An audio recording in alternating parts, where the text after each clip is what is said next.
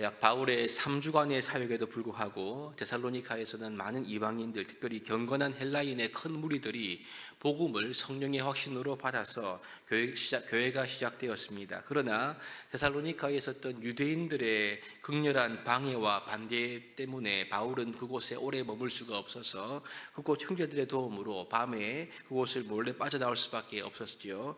신생교회에게 무엇보다도 필요한 것은 이들이 계속해서 성장할 수 있기에 필요한 신령한 젖, 곧 하나님의 말씀이었습니다. 그러나 데살로니가에 들어갈 수 없었던 그 상황 때문에 바울은 애를 태울 수밖에 없었습니다. 하지만 다행히 아덴에서 디모데를 그곳에 보낼 수가 있었고요. 디모데가 가지고 왔던 데살로니가 교회의 소식은 바울로 하여금 벅찬 감동과 위로를 가질 수 있게끔 했습니다. 그리고 이제 오늘 본문부터 적을 수 있는 실질적인 권변의 토대가 되었던 것입니다.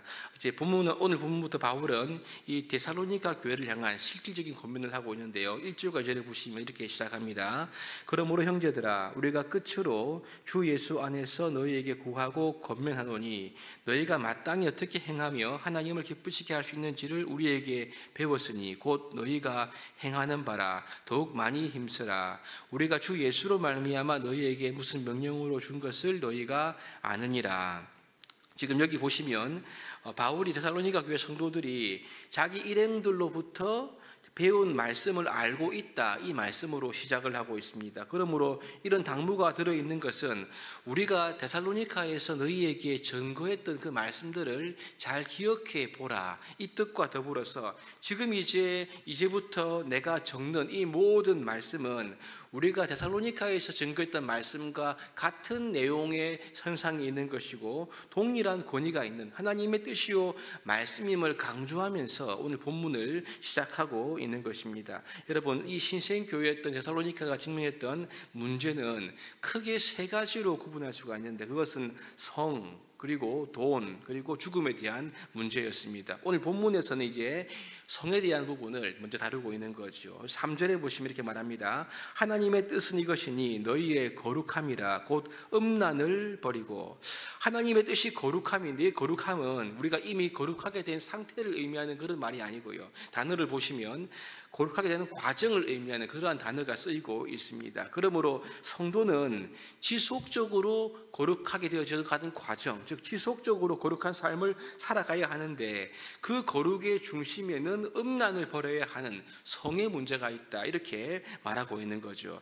지금 사도 바울이 쓰고 있는 이 서신의 배경인 이제 고린도와 또 데살로니가 지역은요 공통적으로 항구 도시입니다. 그리고 성적으로 이미 물러남이 가득한 그러한 도시가 바로 이곳인데 당시 로마 사회의 분위기를 말해주는 자료들을 보시면 이 각 지역마다 우상 숭배하는 신전들이 있었고 이 신전을 찾아온 남자들을 위해서 성전 창기를 고용할 수 있는 것이 합법적으로 되어 있었습니다. 뿐만 아니라 공식적인 제사, 우상 숭배에는 반드시 성적인 행위가 포함되어 있었던 거죠. 그래서 로마의 유명한 철학자 세네카의 말에 의하면 그 당시 여자들은 이혼하기 위해 결혼하고 결혼하기 위해 이혼한다, 이런 말을 한 적이 있습니다. 이 말은 당시 로마 사회의 이 문란함을 그대로 보여주고 있는 표현인 거죠. 그렇다면 신생교회로서 데살로니가 교회 성도들이 살아내어야 했던 거룩함이 무엇일까요? 그것은 오늘날 우리도 마찬가지가 아니겠습니까? 우리에게 큰 도움이 되는 그런 말씀인 것입니다. 바울은 가장 먼저 음란함을 버리라, 이렇게 말씀하고 있는데요. 이 말은 그 당시 로마 사회의 이 성적인 문란한 문화에 젖어 살 것이 아니라 하나님의 뜻 가운데 거룩한 삶을 살아야 한다, 이 말을 포함하고 있는 말씀입니다. 사도 바울은 이 성적인 관계를 단순한 쾌락으로 본 것이 아니라 둘이서 한 육체가 된다, 그렇게 표현하고 있습니다. 그래서 고린도전서 16장 16절에 보시면 창녀와 합하는 자는 그와 한 몸인 줄을 알지 못하느냐, 둘이 한 육체가 된다 하셨으니, 그렇게 말씀하고 있는 거죠. 우리 주를 믿는 우리들은 예수 그리스도를 믿음으로 말미암아 하나님 자녀가 됨으로써 우리 몸은 하나님이 거하시는 성령의 거룩한 성전이 되었고 더 나아가 주님의 몸된 교회의 지체가 되었다, 그렇게 말씀하고 있습니다. 그런데 주님과 한 몸이 된 우리가 이 창녀와 관계를 맺는다 그런다면요, 우리는요 우리의 몸에다가 심각한 죄를 범하는 것이 되고 마는 거죠. 그러니 몸으로 음란한 죄를 짓지 말아야 한다는 것을 말하고 있습니다. 이것이 음란을 피하라 이 말씀 속에 들어있는 뜻인 거죠. 그래서 바울은 6장 13절 보시면 이렇게 말합니다. 음식은 배를 위해서 있고 배는 음식을 위해 있다고 그러면서 우리의 몸은 음란을 위해 있는 것이 아니라 오직 주를 위해 있고 주님 역시 우리의 몸을 위하신다. 그런 말씀을 하고 있는 거죠. 그만큼 우리의 이 몸이 중요하고 우리의 몸을 거룩하고 소중하게 다루어야 한다는 것이 마땅하다는 것을 말하고 있는 것입니다. 이것은 오늘 본문 4절에서 더욱 명확해지는데요. 이렇게 말합니다.